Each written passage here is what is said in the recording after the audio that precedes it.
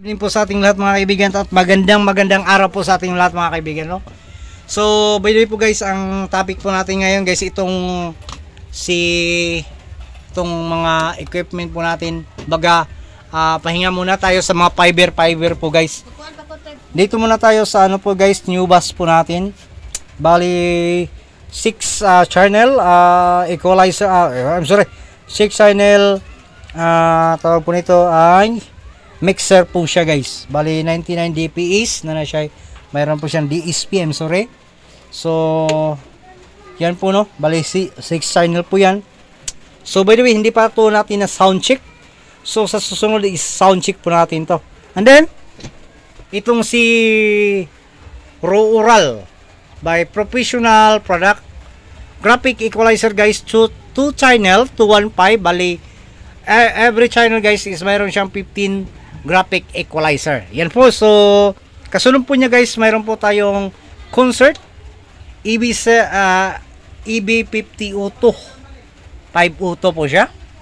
And then sa baba po guys, mayroon po tayong Sakura EB735. At alam naman po natin si Sakura po guys, malakas po yan si Sakura EB735. So sa ngayon, hopefully this coming week or this coming month, mabubuo natin to by lahat po ng ano po natin is ma-testing na po natin.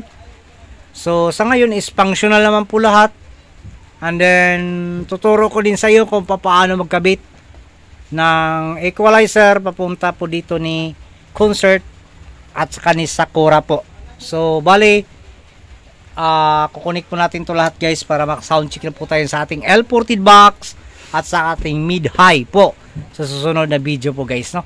Abang-abang lang po tayo sa susunod na video. Mayroon po tayong L14 box, mid-high, at saka marami pa pong iba. Yan po. I'm sorry, mid-high lang po. Sorry po, wala pong marami pong iba. Ayan po sa mga baguhan po, sa mga hindi po baguhan dito, kumbaga sa mga may alam na po dito, pwede bang paturo sa inyo guys kung paano po to gamiting equalizer na po to. Bali 215 po siya guys. 2 channel. Then kung tama ba yung setting ko po guys. So bali yung left channel po niya guys, ginawa ko tong mid, low. At saka yung isang channel po niya guys is ginawa ko mid. Bali sa channel 1 po niya is low, din sa channel 2 is mid. So nilagay ko po dito sa Sakura. Hindi pa natin alam kung kailan po yan mabibuo.